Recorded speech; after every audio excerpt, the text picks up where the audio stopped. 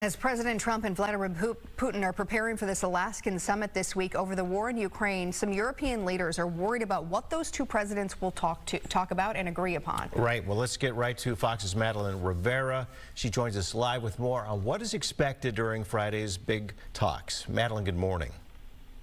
Good morning, Tom. Good morning, Kelly. That's right. So Presidents Putin and Trump, they'll be having these talks in Alaska on Friday. I think one of the big questions heading into this is whether Ukrainian President Vladimir Zelensky will be a part of the conversation. So there was a report that came out over the weekend that said that the White House is considering inviting Zelensky to the talks. However, no decision has been finalized. And one of the things that we also don't know is whether Putin and Zelensky will even be meeting in the same room if, in fact, Zelensky were to go to Alaska. So that's one of the big things.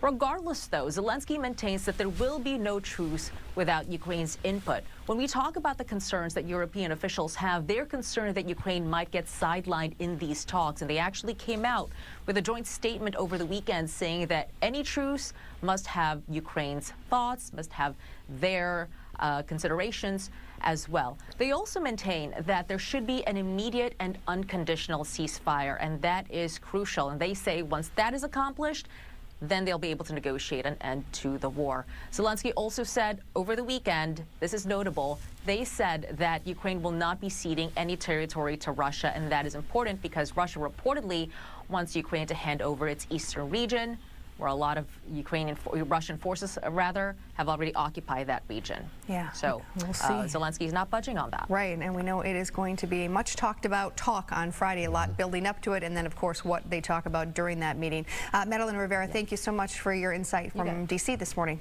Thank you, Madeline. Of course.